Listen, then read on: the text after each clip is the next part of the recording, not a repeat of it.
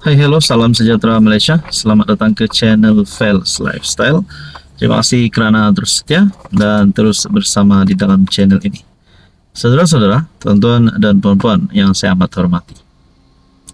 Kita tertanya-tanya apa terjadi kepada Perikatan Nasional pada PRU ke-16 ini. Setelah apa yang saya perasan, bila Bersatu menghantar ataupun telah mengumumkan Muhyiddin sebagai calon Perdana Menteri bagi parti itu, dan dalam masa yang sama Bersatu adalah komponen dalam PN dan Muhyiddin adalah pengerusi Perikatan Nasional. Apa pula respon PAS yang mempunyai wakil rakyat yang lebih ramai daripada Bersatu, yang dilihat lebih layak untuk mengepalai Perikatan Nasional? Saya tertanya-tanya, adakah PRU 16 ini bakal menjadi penentuan kepada Muhyiddin Yassin bersama dengan Perikatan Nasional ataupun PAS? Nah, saudara-saudara yang saya amat hormati, ada satu kenyataan yang saya lihat daripada Facebook utusan online berkaitan dengan PRU 16. Sudah tiba masanya PAS memimpin Perikatan Nasional. Oh lama. Adakah ini satu berita yang pasti menjadi berita paling baik untuk PN ataupun berita paling buruk untuk PN? Oke, sebelum saya teruskan, saya perkenalkan. Ini adalah terapi imun.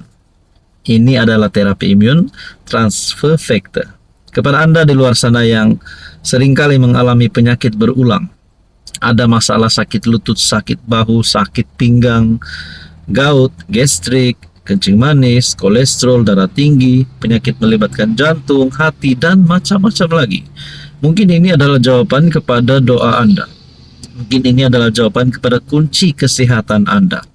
Ini adalah terapi imun untuk mendidik, menyeimbangkan, dan juga meningkatkan kekuatan sistem imun badan sehingga mampu melawan pelbagai jenis penyakit. Sekiranya Anda berminat, Anda boleh menghubungi saya di nomor yang tertera. Oke, baik saudara-saudara, dengan caption ini sudah tiba masanya PAS memimpin PN. Hanya satu yang saya terlintas di pikiran saya. Pertama, calon Perdana Menteri Perikatan Nasional, of course dari PAS. Pertama. Kedua, kalau PAS memimpin Perikatan Nasional, kita tertanya-tanya, mampukah PAS untuk menghantar calon Perdana Menteri yang setanding dengan calon Perdana Menteri yang ada? Mungkin Muhyiddin Yassin. Nah, saudara-saudara, dalam Bersatu pula kita lihat ada dua calon Perdana Menteri yang saya lihat berpotensi lah. Pertama, of course, Ketua Pembangkang, dan seterusnya Muhyiddin Yassin sebagai Presiden Bersatu dan sebagai pengerusi Perikatan Nasional. Jadi, kalau PAS, sudah tiba masanya PAS untuk memimpin PN, adakah maknanya bersatu? Tak kisahlah Muhyiddin kah, Hamzah kah, tidak akan layak lagi untuk menjadi pengerusi PN dan juga calon Perdana Menteri. Ataupun Hadi Awang jadi calon Perdana Menteri, ataupun Hamzah Zainuddin masuk PAS lalu menjadi calon Perdana Menteri bagi PAS. Mungkin begitu pun boleh juga. Jadi itulah menjadi persoalan. Kalaulah PAS memimpin PN, adakah terdapat isu di antara PAS dan Bersatu? Adakah ada perpecahan boleh berlaku sebelum PRU16? Adakah PAS ataupun Bersatu bakal membubarkan PN, berpecah, dan akhirnya mereka salah satunya menyokong kerajaan perpaduan, menyokong Anwar Ibrahim membentuk gabungan baru bersama dengan partai yang lain? Nah, ini yang menjadi pertanyaan lah. Jadi saudara-saudara, berkaitan isu ini, apa komen Anda? Hai, hello, salam sejahtera Malaysia. Selamat datang ke channel Fels Lifestyle. Terima kasih kerana terus setia dan terus bersama di dalam channel ini. Saudara-saudara, tuan-tuan dan puan-puan yang saya amat hormati, baru-baru ini SPRM telah mengeluarkan keputusan, mengeluarkan perkembangan terkini berkaitan dengan siasatan terhadap bekas Perdana Menteri Tun Dr. Mahathir. SPRM berkata siasatan terhadap Tun masih lagi dijalankan. Dan dalam masa yang sama ada satu maklumat yang dikeluarkan SPRM yang menyebut harta Tun Mahathir di UK ataupun United Kingdom. Jadi kita tertanya-tanya, kalau Tun Mahathir ini bersalah, kalau Tun Mahathir terlibat dengan salah laku, kekayaan yang mencurigakan, pendek kata, kalau Mahathir bersalah, dapat dibuktikan bersalah, adakah Mahathir berisiko untuk hartanya disita ataupun beliau ditangkap? Nah, ini menjadi persoalan. Tapi apa respon Mahathir kepada kenyataan SPRM? Mahathir buat satu pengakuan yang besar pula. Pengakuan yang betul-betul kita nantikan daripada mulut Tun Mahathir sendiri. Oke, sebelum saya teruskan, saya perkenalkan kepada Anda. Ini adalah terapi imun for life transfer factor. Kepada Anda di luar sana yang ada masalah kesehatan, ada penyakit berulang, gastrik, gout, kolesterol, darah tinggi, kencing manis, dan apa saja jenis penyakit yang seringkali mengganggu kehidupan seharian Anda. Mungkin ini adalah jawaban kepada doa Anda, jawaban kepada hidup Anda supaya lebih sehat.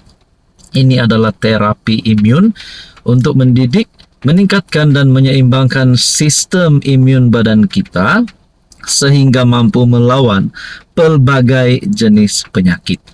Kepada Anda di luar sana yang berminat untuk mengetahui tentang terapi imun, Anda boleh menghubungi saya di nomor yang tertera. Oke, baik. Apa respon Mahathir? Ini Mahathir kata. Mahathir sindir SPRM. Rupa-rupanya saya ada harta di UK. bekas PM menyindir Ketua Pesuruhjaya SPRM Azam Baki. Berhubung siasatan ke atas dakwaan, dia memiliki harta di UK. Dalam satu kenyataan, Mahathir berkata dirinya sendiri terkejut apabila diberitahu mengenai perkara itu. Rupa-rupanya saya ada harta di UK. Saya tak tahu. Tolong bagi tahu kepada saya supaya saya dapat klaim harta ini. Itu kata Mahathir. Dan yang paling menarik saudara-saudara, satu lagi kenyataan Tun, setelah dapat harta ini, saya akan hadiah kepada ramai orang miskin, katanya. Wow, kalau saya sendirilah sebagai yang memerlukan bantuan.